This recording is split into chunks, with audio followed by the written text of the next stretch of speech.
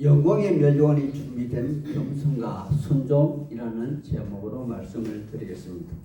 여기 베드로 사도는 신앙 때문에 고향을 던지고 머나먼 타지로 떠나오지만 그럼에도 불구하고 그들의 신앙의 여정은 고난과 압박과 절망으로 몸부림치는 그들 앞에서 이 땅의 삶은 다만 나그네요 순례자로서 지금은 보이지도 만지지도 못하지만 장차 신앙인들 모두가 가야만 할 그곳을 믿음으로 바라보며 이 땅의 삶의 방향을 어떻게 설정해야만 하는지를 편지의 마지막 부분에 베드로 사도는 설명하고 있습니다.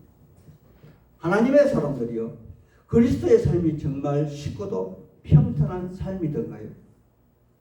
옛날에도 그래왔고 또 오늘날 현대에도 많은 신자들이 기독교와 비기독교인의 삶의 차이를 잘 이해하지 못하고 또 설명하지 못하는 것은 모두가 그들의 정체성을 올바로 인식하지 못하는 데서부터 출발하고 있다는 사실입니다. 즉 대다수의 다른 종교인들이나 일반인들의 삶은 이타적이고 정직하고 순결하면 이 땅에서 그 보상이 있다고 하며 모두가 그들 자신의 몫이라 하여 역으로 그들에게 결과론적으로 나타난 고난과 역경 또한 그들의 몫으로 돌리기도 합니다.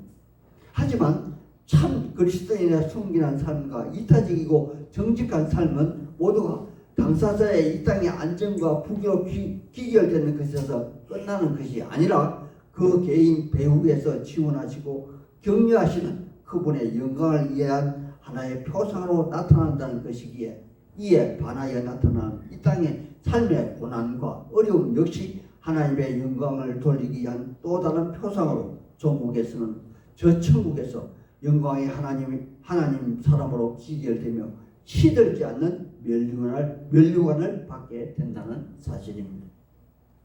그러므로 이 땅의 모든 이타적인 선함과 신실함에 대주되는 그리스도의 선함은 오직 창조주 하나님을 인정하고 또 구원의 그리스도로 오신 구세주를 믿는 믿음 안에서 그분의 영광을 위한 행위가 선과 악의 기준이 된다는 사실을 우리는 확실하게 인식을 하고 또 알아야 할 것입니다. 이것이 바로 행위의 법으로 구원을 받을 수 없다는 것이며 오직 의인은 믿음으로 말미암아 구원을 얻는다는 복음의 핵심인 것입니다. 바로 이 대목에서 천주교의 근간을 세운 토마스 아퀴나스는 그의 책 실학대전에서 구원은 믿음과 선한 행위가 동반되어야만 한다는 것과 개신교의 근간을 세운 마틴 루터는 구약의 하박국 선지자가 그의 책 2장 4절에서 이미 밝힌 바 있는 것을 사도 바울이 재차 주장한 로마서 1장 17절에 오직 의인은 믿음으로 말미암는다는 그 이신칭이 복음의 진술을 재설명하며 당당히 천주교와 다름을 선포한 것을 오늘날 우리가 따르고 있다는 것입니다. 때문에 그리스도 예수의 12제자 중 단 한 사람, 오직 단 한 사람 사도 요한 빼고는 모두 다 자기의 천수를 다하지 못하고 이 땅에서 원치 않는 그러한 고난을 당하고 또 죽었음에도 불구하고 오늘날까지 수많은 무리의 그리스도인들이 그들의 삶을 본보다 표대로 삼고 믿음의 경주를 다하고 있다는 사실입니다. 이런 확실한 믿음의 정체성을 기반으로 오늘 말씀을 상고해 보겠는데 첫째로 겸손에 관한 말씀을 드리겠습니다. 베드로 사도는 여기 4장에서 참 그리스도인이 믿음 때문에 받는 고난에 대하여 하나님의 영광을 위하는 자세로 겸손할 것을 주문하고 있습니다. 그리고 이제는 교회의 엘더 즉 어른이신 장로들에게 다시 한 번 더 간곡하게 교회 교인들을 부탁하는 모습을 보이고 있습니다. 하나님의 사람들이요 한 무리의 단체의 어른이 된다는 것은 아마도 그도 젊었을 때는 수많은 시행착오를 통해서 많은 경험이 누적되었고 드디어 인생 말년에 진정한 겸손의 자세로 올바른 판단을 하게 된 지도자들일 것입니다. 베드로 사도 역시 그가 예수님을 따를 당시 수많은 기적과 이적 속에 살아왔지만 막상 그의 앞에 선택의 순간이 왔을 때는 그도 여타 사람들과 조금도 다를 바 없이 삶 속에서 3번씩이나 주님을 완곡하게 부인하고 돌아섰던 아픈 마음의 경험이 있었습니다. 하지만 그럼에도 불구하고 그는 따뜻하게 다시 맞아 주셨던 주님이 그에게 꽃같이 3번씩이나 양고기를 먹이고 치고 다스리는 자로 세워주심을 상고하며 교회 교인들 장로들에게 간곡하게 부탁하고 근거하고 있는 모습을 보이고 있습니다. 1절에 너희 장로들에게 권하노니 나는 함께 장로된 자요 그리스도의 고난의 증인이라 그렇게 말합니다. 하나님의 사람들이요, 여기 베드로 사도는 자기도 그들과 똑같은 교회에 장로된 자라고 말하는 것은 아마도 그의 뼛속 깊이 박혀있는 뉘우침에서 나오는 겸손이 아닐까요? 이러하듯 실수와 실패의 삶에서 얻은 경험의 자세는 그 속사람을 완숙한 사람, 겸손한 사람, 남의 허물을 덜추내어 분란의 지경으로 몰아붙이는 사람이 아니라 남의 허물을 보듬어주고 쓰다듬어주는 화해의 사람으로 만든다는 사실입니다. 바로 이러한 자세로 변모한 바로 그때 하나님은 자신의 이름이 영광을 받으실 때가 바로 그때가 된 것을 아시고 바로 그 사람을 사람들 앞에 많은 대중 앞에 서게 하신다는 그러한 내용이 아닌가 합니다. 바로 이러한 사람을 성경에서 찾는다면 아마도 구약의 대표적인 사람 요셉일 것입니다. 그는 유소년 시절에 아버지 야곱의 사랑과 하나님의 특별하신 은혜를 입고 섣부르게 형들에게 자기 자신을 드러내려 했습니다. 그랬더니 형들은 그를 죽이고자 했고 마침내 노예로 그를 팔아넘겨 고난의 삶을 살게 했습니다. 하지만 그는 모진 노예 생활과 감옥 생활로 인해서 마침내 겸손과 화해의 사람이 되었고 창조주 하나님을 삶 속에서 인정하는 굳건한 믿음의 사람으로 거듭나게 되었다는 사실입니다. 바로 그때 하나님은 그들을 제사장 나라로 만들 바로 그 가족을 군자로 세워서 애굽 총리가 되게 했던 것은 아닐까요? 그 정표가 바로 그의 아버지 야곱이 죽어 형들이 그들의 목숨을 그에게 구걸할 때 창세기 49장 19절 20절에 그는 당당히 내가 어찌 하나님을 대신하오리까 그렇게 말할 수 있었던 사실일 것입니다. 그러하다면 하나님의 사람들이요, 여기서 잠깐 우리는 구약과 신약의 차이를 어떻게 구별하는지 한번 궁금해지는 그러한 생각도 안 드시나요? 구약은 아직 약속하신 메시아가 오시기 전이기 때문에 하나님은 약속하신 그 약속의 땅에서 토지와 건설을 높여주는 것으로 나타나지만 신약은 메시아가 이미 오셨기 때문에 하나의 상징인 전토와 명예와 부를 얻는 것보다는 직접적으로 저 천국의 영원한 나라를 믿음으로 허락하신다는 사실일 것입니다. 다시 본문으로 돌아가 그는 기독교의 최고의 가치인 메시아 대속의 고난의 증인이었던 사실과 또 메시아 그리스도인 우리 예수님이 약속하신 영광의 날에 당당히 참여하는 믿음을 나타내주고 있는 사실을 우리는 봅니다. 하나님의 사람들이요, 제가 앞서 누누이 말씀을 드렸지만 그리스도와 무관한 고난과 선행은 구원과는 아무런 관련이 없습니다. 또한 사람으로서 중대한 가실이 있다 할지라도 하나님의 대속의 진리에 순복하는 믿음의 사람은 약속된 구원을 당당히 쟁취할 수 있다는 것이며 하나님 나라인 천국이 저희의 것이 될 것입니다. 그러므로 이러한 확실한 믿음을 가진 장로님들이 하나님의 양무리를 치되 그날 가진 자가 당위성으로 혹은 마지못해 남의 일을 하듯 하지 말라 당부하는 모습도 우리는 본문에서 보게 됩니다. 하나님의 사람들이요, 당위성을 가지고 하는 일은 자기 자신을 드러내는 일이요, 또 억지로 하는 일은 의무감 때문에 책임감 때문에 행하는 일이 될 것입니다. 하지만 좋아서 사랑해서 자원해서 행한다는 것은 바로 우리의 그리스도이신 예수님의 약속하신 확실한 약속의 믿음 안에서 행하는 이름으로 바로 그들이 작은 예수의 삶을 사는 자들일 것이며 예수의 본을 세상에 보여주는 사람일 것이며 구원의 증인으로서 삶을 사는 삶일 것입니다.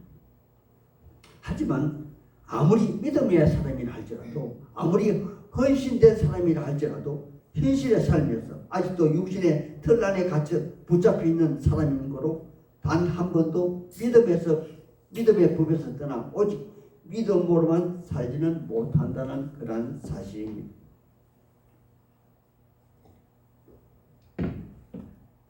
왜냐하면 우리 육신의 몸에 자유자재로 드나들 수 있는 영적인 존재 사탄 마귀는 우는 사자와 같이 두루다니며 삼킬자를 두루 찾으며 우리의 연약한 육신을 모양을 바꿔가며 상황을 바꿔가며 공격하고 유혹하고 있기 때문에 보통의 양무리들보다 유혹의 폭이 훨씬 크고 넓은 교회 지도자들은 더욱이 순간순간 말씀으로 무장하고 기도의 삶을 살아야 한다고 여기 베드로 사도는 권면합니다. 이것을 현실의 삶으로 바꾸어 표현하자면 양심에 끌리는 부당한 일을 멀리하라는 그런 말씀일 것이며 가서는 안 될 곳에 발을 디뎌 놓으면 안 된다는 그런 말씀이고 또한 사도 요한이 요한 1서 2장 16절에 주장한 바 있는 육신의 정욕과 안목의 정욕과 이성의 자랑이 이는 아버지께로부터 온 것이 아니라 세상으로부터 온 것이니 멀리하라는 그러한 말씀일 것입니다. 4절에 그리하면 목자당이 나타나실 때 영광의 멸류관을 받을 것이라 그렇게 주장합니다. 하나님의 사람들이요 우리가 알고 있는 올림픽의 기후는 애적 로마보다 앞선 그리스도 도시 국가 사이의 전쟁을 막는 신선 경기로부터 시작되었다는 사실입니다. 여기에 간행적으로 최종 성전은 월계수 관을 머리에 쓰게 되었는데 아마도 이 관은 채 열흘도 되지 않아 못 되어서 시들어 버렸을 것입니다. 하지만 여기 베드로 사도가 주장하는 영원한 시간과 공간을 주장하시는 하나님이 계시는 그곳 하나님 나라에서 내리는 생명의 멸류관은 영원히 시들지 않는다는 그런 주장을 하고 있는 것이 아니겠습니까? 바로 최고의 목자장 구리의 주님은 믿음에 반한 자들에게는 심판의 주로 그리고 믿음으로 살아온 그들에게는 구원의 주로 오실 것이며 바로 그때 우리 믿음의 선한 행위는 멸류관으로 보상을 받게 된다는 그러한 말씀일 것입니다. 다음은 두 번째로 5절과 6절의 순종에 대한 말씀을 알아보겠습니다. 하나님의 사람들이요 여기 5절에 젊은 자들은 아마 나이가 어린 자들만을 칭하는 것이 아니라 처음 교회에 발을 들여놓은 그러한 믿음의 초신자들도 포함되어 있을 것입니다. 때문에 그들은 낯설고 무서운 타지에서 세대 차이, 문화 차이 그리고 가치관의 차이로 인한 교회 지도자들과 의견이 다를 수 있었을 것입니다. 그럴 때마다 그들은 자기의 가치관과 주어진 상황에 대하여 의견을 달리하는 것이 아니라 먼저 자기 생각과 주장에 맞지 않는다 할지라도 교회 지도자들을 존중해주고 먼저 그들의 얘기에 귀담아 들어주어야 한다는 것입니다. 이것은 모든 사람이 사회생활을 하는데도 그대로 적용되는 그런 말씀으로서 총명한 사람은 격언의 말씀을 되새기고 현명한 사람은 남의 말을 듣는 사람이라 말하는 그렇게 말하는데 이 우매자들은 어리석은 자들은 자기 말을 많이 하는 자라 그렇게 일컫지 않습니까?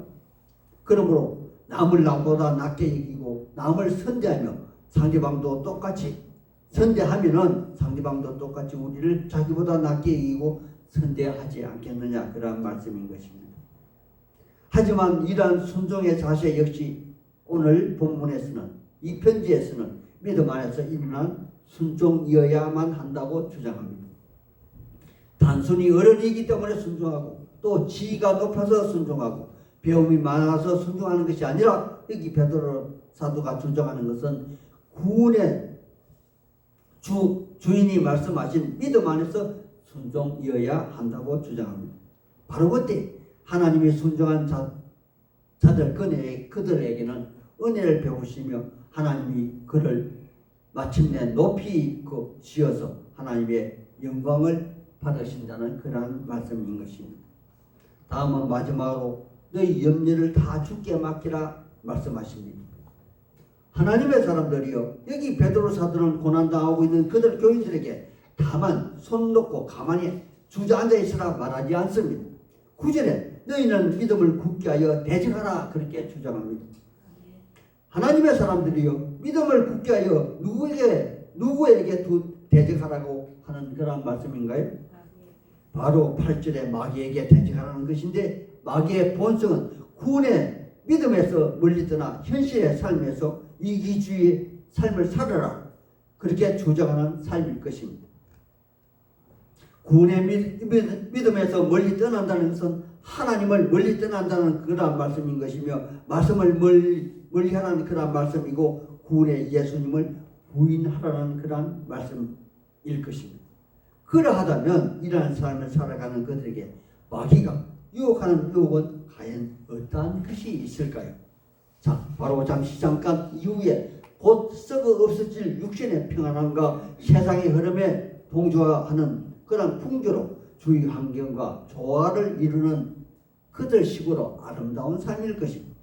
하지만 이 일의 결국은 육신의 소욕을 따르는 삶일 것이고, 그 결과는 죄된 길과 죽음의 삶일 것입니다. 세상 풍조를 따르는 삶은 마귀가 원하고 바라는 선지전 도구가 되어 마침내 저 천국과는 아주 동떨어진 곳으로 본인뿐만 아니라 타인까지, 정말 사랑하는 가족까지 영향을 미치게 될 것입니다. 바로 마귀가 원하는 삶이 이것이 아니던가요?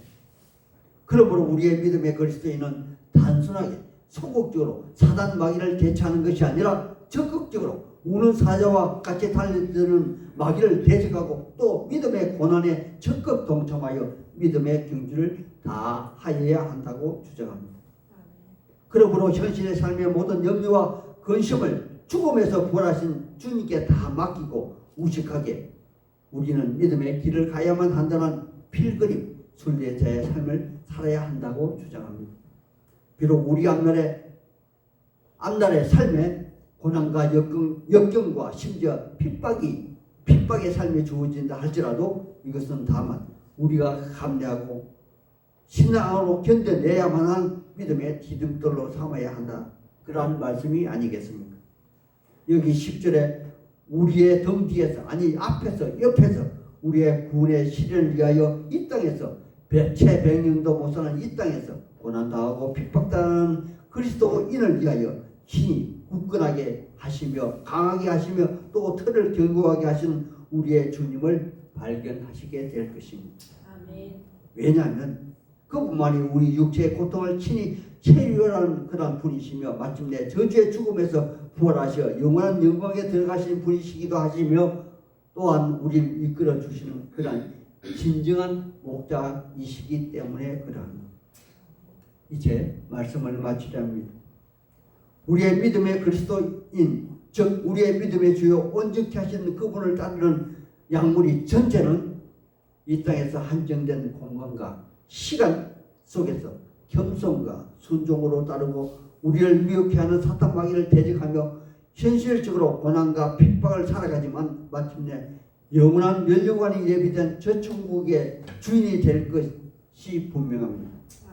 왜냐하면 우리의 창조주 하나님이시며 구원의 주님이신 그분이 친히 하시고 또 인도하시는 그런 분이시며, 그분이 목자장이시기 때문에 그러합니다.